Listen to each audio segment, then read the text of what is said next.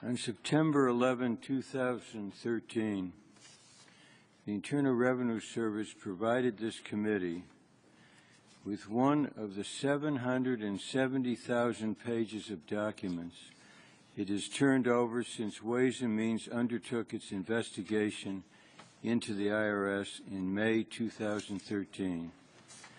In total, more than 250 IRS employees have spent over 120,000 hours working to produce documents at a cost of at least $16 million to taxpayers. That document, received last September, included an email from Lois Lerner to other IRS personnel dated June 14, 2011. It began, "My computer crashed yesterday." We now know the full extent of that equipment failure.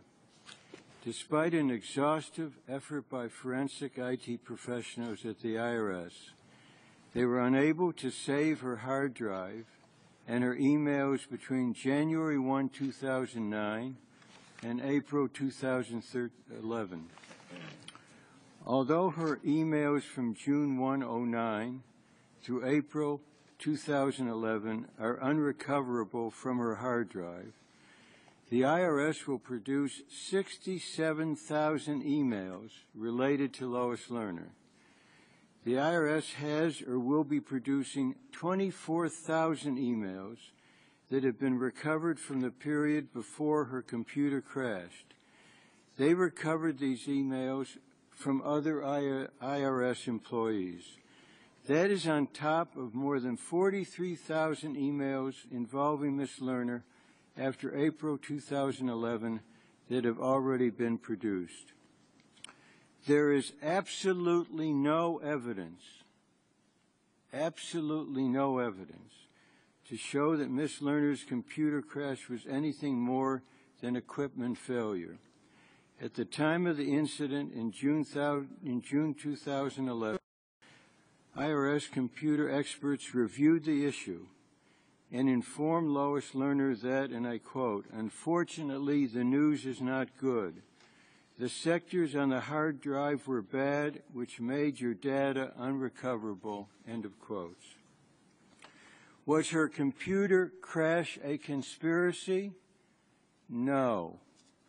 Was the Internal Revenue Service's system for backing up its email system entirely underfunded and wholly deficient?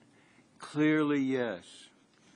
In fact, Congress has cut the IRS budget for operations, which includes what it spends on computers and other information technology, every year for the last 5 years.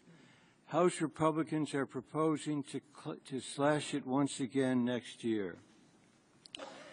Commissioner Koskinen, whom we welcome here today, has informed this committee that the IRS has $1 billion worth of computer equipment and that the agency should be spending $150 million to $200 million on maintenance for that equipment. Instead, the agency spends virtually nothing because it cannot afford to properly maintain what it has.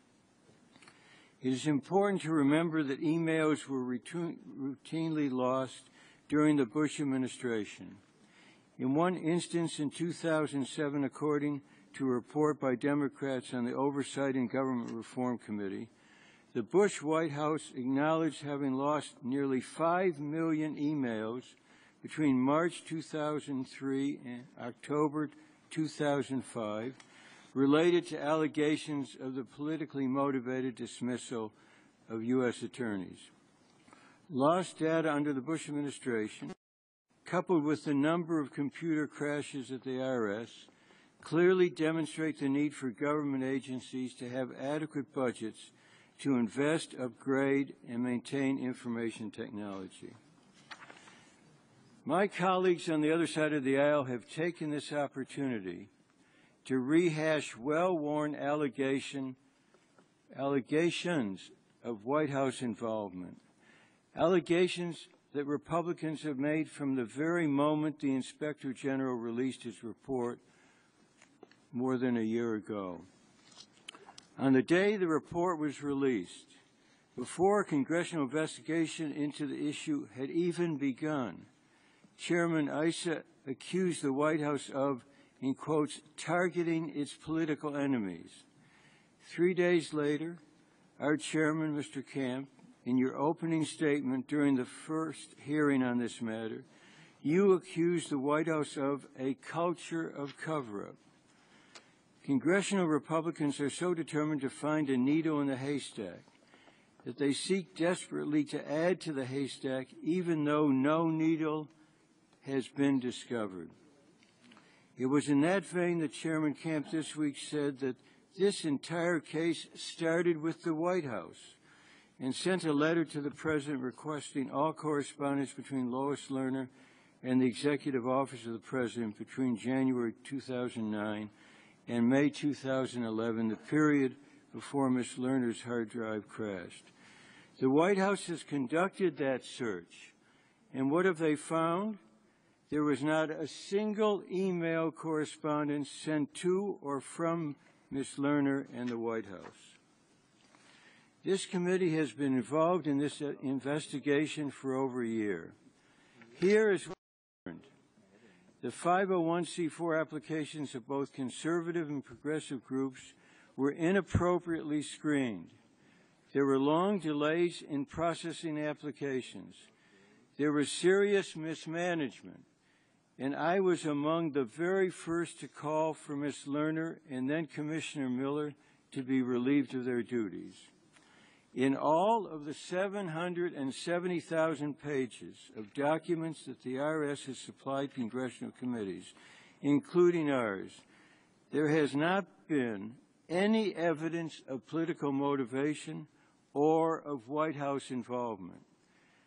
Now there have been computer failures at the IRS, and Republican conspiracy theories have started anew. The evidence to date reinforces this long evident truth. The prevailing conspiracy in this matter is that of the Republicans' desire to stir their base, tie the problem to the White House, and keep up this drumbeat until the November election. I'm glad that you, Commissioner Koskinen, is here with us today to set the record straight. We're glad you're here. You started at the IRS last December after a distinguished career in the public and private sectors, at OMB, at Freddie Mac, as the chair of President Clinton's Y2K Computer Council. So again, we welcome your testimony. We're glad you're here. We look forward to your testimony to set the record straight. All right. Thank you.